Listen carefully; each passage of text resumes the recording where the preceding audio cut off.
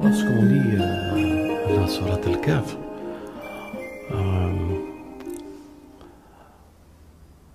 elle n'est pas facile à saisir le symbole et tout se cache dans cette sourate uniquement à ceux qui sont à la quête de Dieu, uniquement à ceux qui se posent des questions sincères et qui sont à la recherche de la révélation sincère parce qu'ils sentent qu'il manque quelque chose à leur vie. Ils voient la contradiction de ce monde avec les interrogations que toute personne douée de sens et d'intelligence qui se pose. Bien sûr, nous sommes des religieux et nous aspirons et nous croyons que la révélation, elle répond à tout nos désirs, à tout notre manque, à tout notre soif, à toute la science que nous cherchons. Et si on n'est pas un chercheur sincère, si on est quelqu'un qui écoute ça par accident, ce genre de discussion, ou s'il ouvre par curiosité, il achète le Coran et qu'il essaye de comprendre, par exemple, Surat Al-Kahf. Un Français chrétien ou un Juif, dans leur tradition respectable,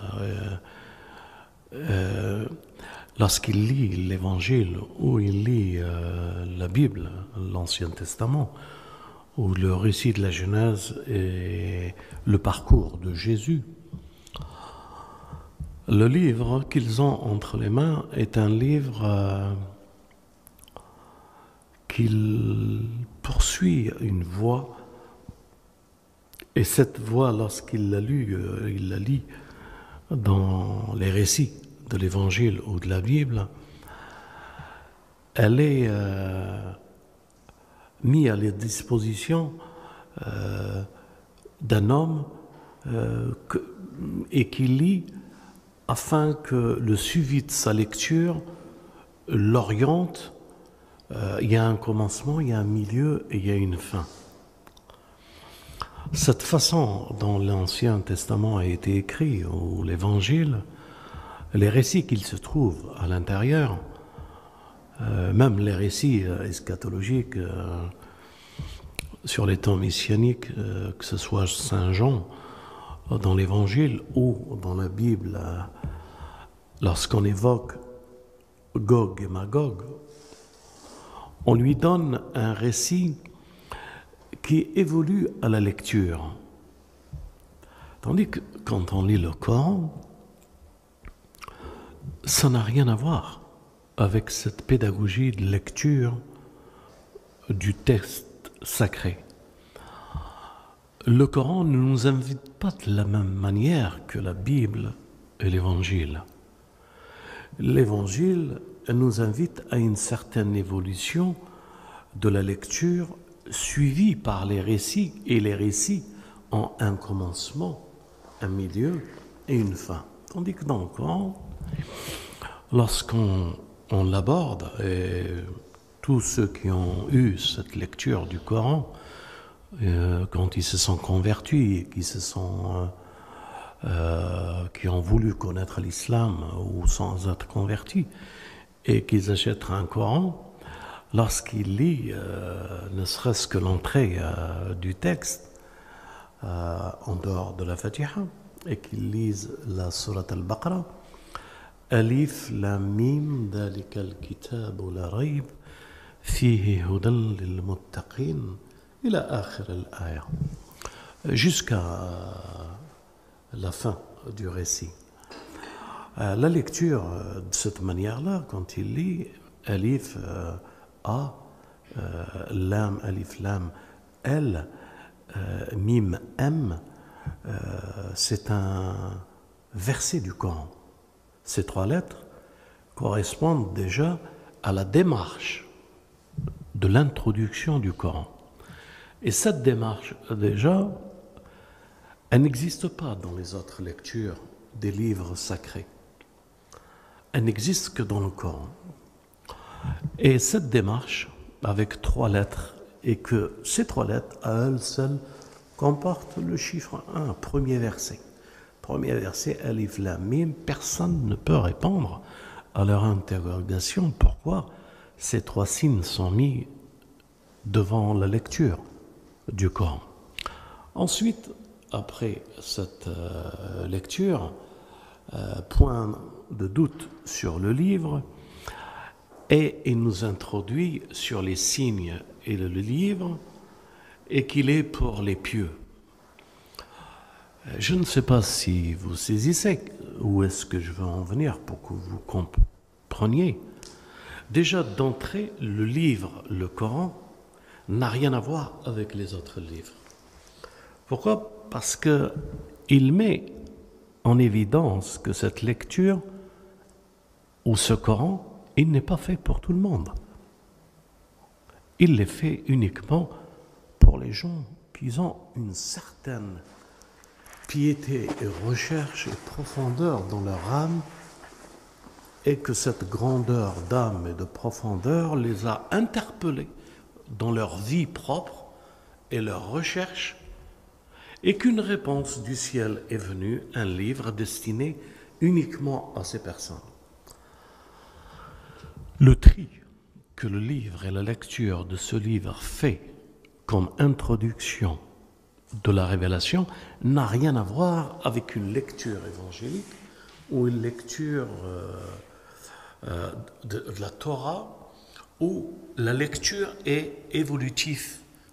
Elle a un sens, elle a un commencement, elle a un milieu, elle a une fin.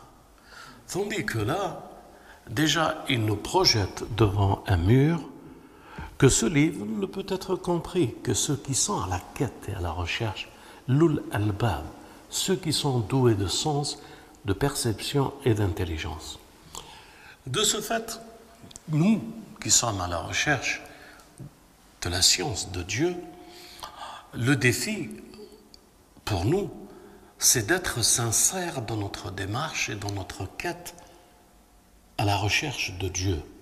Si nous ne l'avons pas, eh bien ce livre n'est pas pour nous, parce que nous ne pouvons pas l'étudier de la manière dont un livre ou une science peut être étudiée. Je m'explique peut-être un peu difficile, mais je vais essayer d'être un peu plus clair. Le prophète, Dieu dit de lui qu'il nous a envoyé quelqu'un, un ummi.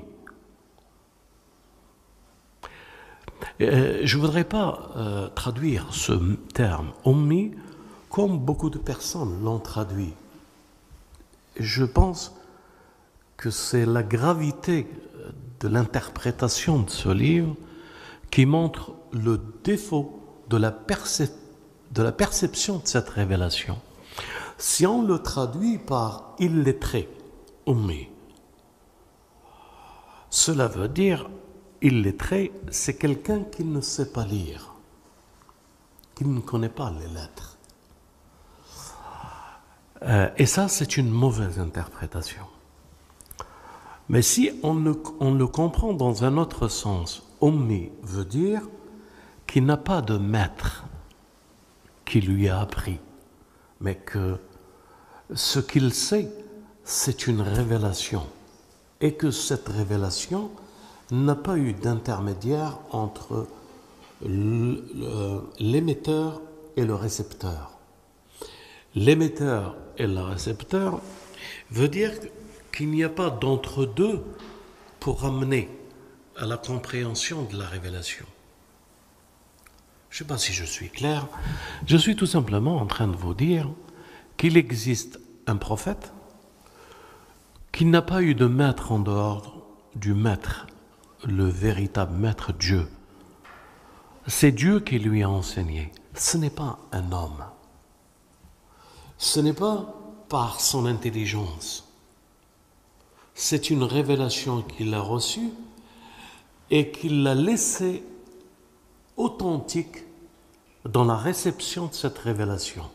À cette révélation authentique de réception, il n'y a pas eu d'autres mélanges, d'autres choses qui ont participé à l'évolution de ce messager pour le comprendre. C'est-à-dire qu'il était le réceptacle, il n'avait pas omis, il n'avait pas quelque chose d'extérieur. Omis en langue arabe, si on traduit, c'est une personne qui est restée à son origine. Et son origine, c'est une mère qui l'a donnée. Sa naissance originale n'a pas eu de conséquences pour sa raison. C'est-à-dire, il n'y a pas eu quelqu'un qui lui apprend. C'est complètement différent de penser ummi, quelqu'un qui ne sait pas lire. Quelqu'un qui est ummi, il est resté pur dans sa nature. Et c'est cette pureté de sa nature que Dieu influe, fait descendre la révélation et l'ange pour qu'il lui transmet dans le cœur la révélation. Peut-être vous ne saisissez pas ce que je suis en train d'essayer de vous expliquer. Quelqu'un qui reste à l'état originel comme Dieu l'a créé, c'est quelqu'un qui a tous les moyens parfaits pour recevoir de son origine. Le messager de Dieu disait que tout enfant qui naît soumis. Soumis veut dire soumis aux lois universelles de la création. Et soumis, ça veut dire que son origine, c'est sa soumission, c'est pour ça qu'il s'est fait existence. Quelqu'un qui ne se soumet pas à cette existence ne peut pas être. Donc, c'est parce qu'il a accepté dans le ventre de sa mère, dans la conception, d'être la forme qu'il prendra et d'être soumis à cette forme, soumis à tout son environnement, aux périodes, aux 9 mois avant d'apparaître, qu'il est apparu. Et le prophète disait que tout enfant est né soumis, c'est-à-dire est né musulman, et c'est ses parents qu'ils feront de lui un chrétien, un juif, un musulman ou un athée. Ça veut dire quoi? Ça veut dire que tout homme est dans la pureté ummi, et c'est selon l'environnement que nous le convertissons au monde. Donc, être dans le monde, c'est se convertir et sortir de la soumission pour entrer dans la soumission au monde. Et nous sommes musulmans, c'est parce que nous refusons cette soumission et nous voulons revenir à la vraie soumission. Donc, musulman, c'est se soumettre à Dieu. Staslam, c'est staslam au monde. Se soumettre au monde.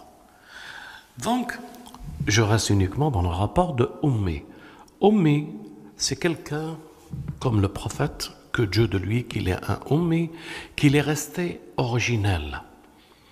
Et c'est ce prophète originel que Dieu a fait descendre dans vos âmes. Il y a un autre verset qui dit « Min anfusikum » ummi, ce messager.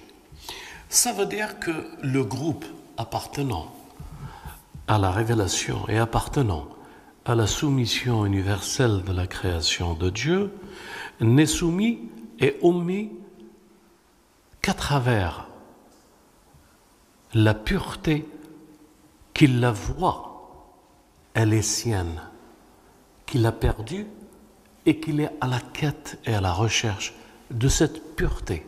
Il s'en souvient, enfant, de cette pureté. Il s'en souvient de la déviation que le monde a fait de lui en l'orientant ou le désorientant. Alors, ça reste dans notre inconscience que nous cherchons le sens à notre vie et à la pureté de notre origine. Et le Coran, il a été révélé à ceux qui cherchent cette révélation qui est dans la nuit des temps et dans la profondeur de leur être, cachée dans leur âme et leur esprit. C'est pour ça que Dieu dit, ce livre n'est que pour ceux qui sont éveillés. Éveillé, c'est une recherche. L'homme a toujours cherché son origine. L'homme, doué de sens et d'intelligence, s'est toujours interrogé que signifie ce que nous sommes. Qui sommes-nous? D'où venons-nous? Où allons-nous? Et comment y allons-nous? Ce sont ces interrogations que chacun d'entre nous, qu'il a dans sa conscience, dans sa quête et sa recherche, c'est uniquement à cette condition qu'il peut ouvrir le livre de Dieu pour le lire. Et l'ouvrir, c'est reconnaître que le livre de Dieu, c'est Nafs al-Mutma'inna. C'est le livre de la perfection de l'âme. Le livre qui donne la lumière là où les gens sont obscurcis dans les ténèbres. Dieu ouvre la voie dans ce livre de la perception et du langage de notre origine. Quand nous lisons la sourate Al-Kahf, si nous n'avons pas les moyens nécessaires pour qu'il puisse Dieu nous préparer à cette quête, à cette recherche, à comprendre l'eschatologie, comment pourrions-nous comprendre? Comment jusqu'à aujourd'hui ce texte sacré, il lui a fallu uniquement attendre et être patient à l'événement de notre XXe siècle pour comprendre que les signes eschatologiques que le messager nous a dit en ce qui concerne Dabba, que lorsque vous interrogerez et qu'elle vous répondra et que vous direz que c'est un miracle, c'est de la sorcellerie. Si ce n'était pas le XXe siècle, personne ne pouvait comprendre, excepté Al-Ma'asoumin. Personne ne pouvait comprendre quel sens ce verset pouvait porter. Et c'est aujourd'hui seulement que nous comprenons que c'est cette phrase, le signe des derniers temps, la bête qui sort, qui est l'ordinateur. Il est dit dans le Coran, elle est faite de terre, silicium. Je ne prêche pas. Ici, il n'y a rien à prêcher. Ceci est scientifique. Lorsque nous parlons, lorsque nos frères, nos grands frères ont découvert à travers la bête, l'ordinateur, cette équation, alayha tis'ata ashr, auparavant, personne ne pouvait le comprendre. Il fallait attendre cette époque pour comprendre que tis'ata ashr, c'est une loi mathématique, une conception et une règle que Dieu a établie pour protéger son livre. On ne peut ajouter ni une lettre ni en retirer sans que cette loi, découverte par un grand frère, rahmatullah alayh, et qui a pu exprimer et expliquer que alayha tis'ata ashr, c'est l'équation du 19 que Dieu a révélée à son messager pour protéger ce livre. Lorsque le messager disait que mon miracle est le livre, maintenant, aujourd'hui, nous comprenons beaucoup plus ce sens parce qu'on peut être russe, américain, chinois, français, arabe, de n'importe quelle langue. Une équation 19, c'est mathématique. Lorsque nous mettons cette équation mathématique dans les ordinateurs pour comprendre et savoir qu'est-ce qui se cache derrière les lettres du Coran et que l'ordinateur répond que tout est codé par le 19, c'est aujourd'hui qu'on le sait. Alors combien de temps faudrait-il encore pour encore découvrir le mystère de ce livre? Je vous donne un autre exemple tout simple. On dit que 23 ans du messager de Dieu étaient les 23 ans que représentait sa vie dans la révélation, comportait le passé et le présent. Le passé, le présent et le futur. 23 années du messager.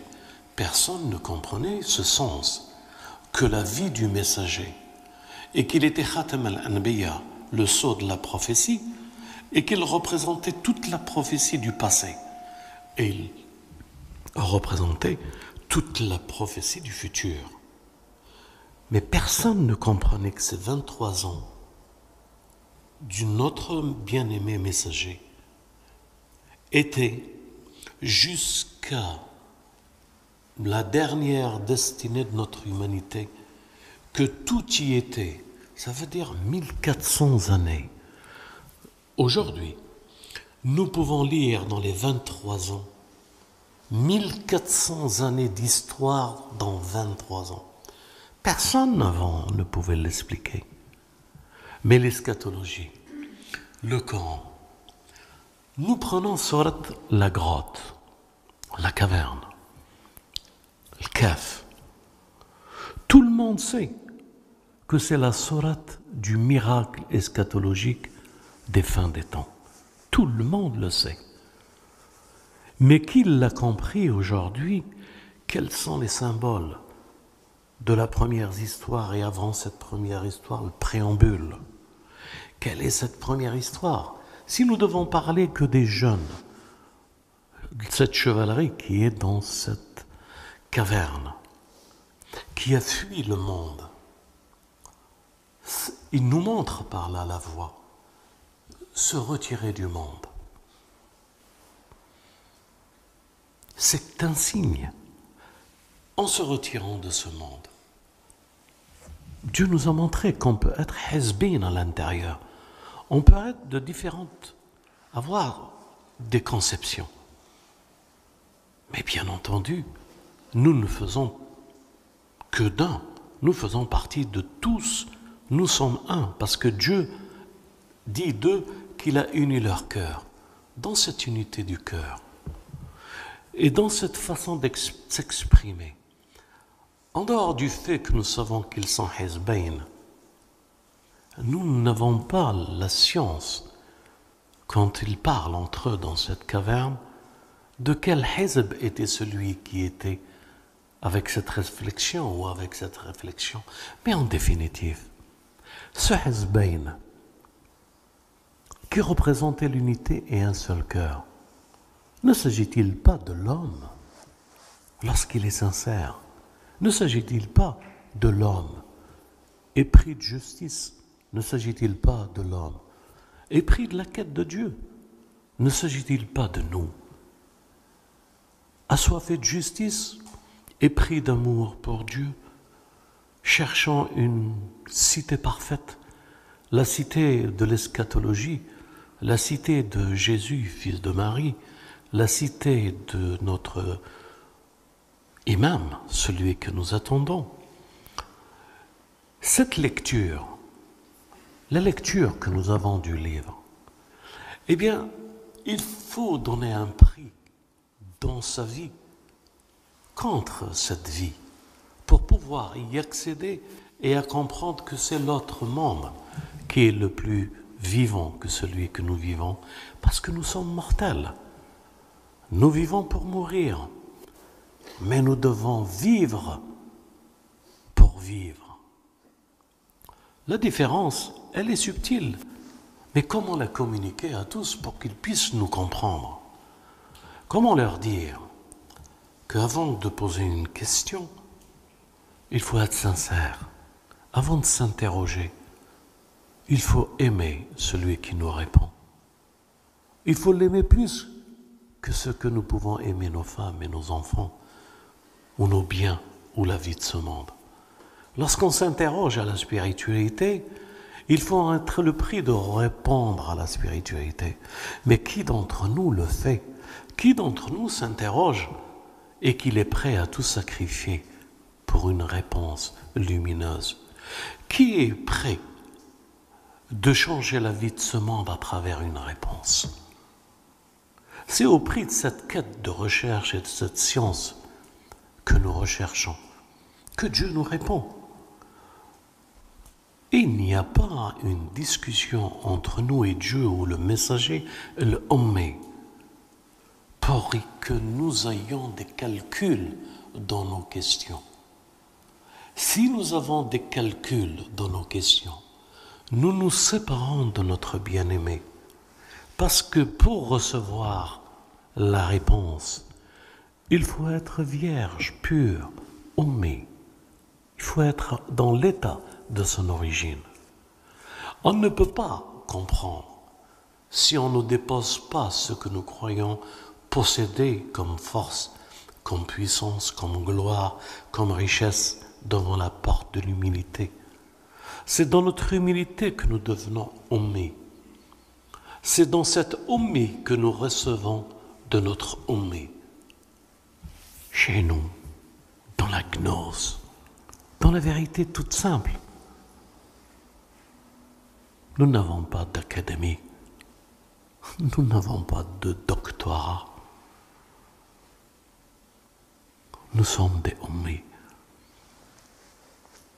C'est ce prix de Ummi que tous les gnostiques abandonnent leur vie et vont en se dépouillant pour se rhabiller de ce nouveau vêtement de la spiritualité. C'est ça l'histoire des gens, des Ahl al-Kahf. Ils se sont dépouillés de tout ce qui n'était pas Dieu et cherchaient refuge auprès de Dieu dans la cité de l'Esprit Saint, de Ruh al-Quds, pour se purifier dans l'attente d'être dans le monde eschatologique de Jésus et de Muhammad al-Mahdi.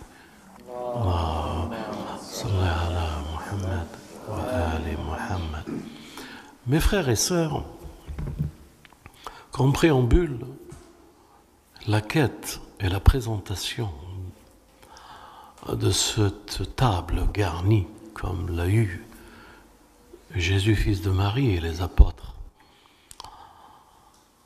Savez-vous, ou rappelez-vous, je dirais tout simplement, lorsqu'ils ont demandé cette table à Jésus, Dieu leur a dit, méfiez-vous après que vous l'aurez reçu.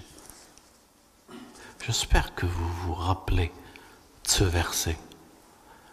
Elle devenait pour eux quelque chose de plus que sacré que lorsque Dieu répond. Imaginez-vous que nous demandons à comprendre et à descendre cette table garnie de science, de vérité, de scatologie, de Dhul-Qarnayn, de Khidr et Moïse, de l'homme des deux jardins. Tout ceci, mes frères et sœurs, leur conclusion est que j'aurais aimé, à la prochaine discussion, parler uniquement d'Ahl al-Kahf, puis après parler uniquement les gens des deux jardins, puis après parler uniquement de Khidr et de Moïse, et puis après parler uniquement de Dhul-Qarnayn et de ces 3 voyages qu'il a fait, et de parler uniquement de ce paradis qu'il descend après Dhul-Qarnayn et qu'il s'appelle le Firdaus, qu'il descend sur terre. Mes frères et sœurs, nous croyons en Dieu. Il n'y a point d'autre divinité que lui. Notre espoir, notre avenir, nous lui appartenons. C'est notre force, c'est notre science, c'est notre remède. Il n'y a point d'autre Dieu que lui, ni à l'est ni à l'ouest. Il est unique dans sa grandeur et sa splendeur. C'est le Créateur, C'est le pourvoyeur de tout ce que nous avons besoin. C'est ça la foi première. Nous disons qu'il n'y a point d'autre divinité que lui, l'unique, sans associé, qui n'a point eu d'enfant, qui n'a point d'associé dans ce monde. Et c'est à lui nos prières et notre demeure, et c'est vers lui que nous retournons. Nous attestons au plus profond de nous-mêmes que son bien-aimé Mohammed est son messager. Allahumma salli ala Muhammad wa ali Muhammad. Il l'a choisi ummi pour une communauté ummi, pour donner la preuve et être la preuve de ce que c'est que la vie de ce monde, de son destin, de sa grandeur. L'homme est privilégié, il est le fruit, il est la quintessence de la création, il est l'objet désiré de cette création. L'homme est le mystère, l'homme est le but. Donc c'est cet homme, pieux, recherchant la face de Dieu glorieuse. C'est cet homme qui s'effacera en laissant cette face glorieuse de Dieu que nous cherchons à marcher derrière, cherchons à vivre dans sa proximité. Et Inch'Allah, si Dieu veut, qui nous donnera cette chance et qui nous réveillera à nous-mêmes et à quête sincère et aux demandes sincères pour que nous puissions revenir chez nous. Nous avons la nostalgie de chez nous. Nous avons la nostalgie de ce que nous aimons. Nous sommes des amoureux. Nous prions Dieu pour qu'il nous pardonne nos fautes et qu'il fasse de nous ce qu'il veut, mais qu'il ne nous laisse pas faire de nous ce que nous voulons. Nous sommes entre ses mains et nous prions pour toute l'humanité de revenir à la vérité et à la conscience, de reconnaître que l'autre c'est nous et de reconnaître que nous c'est l'autre. C'est ça le vrai prix de la révélation.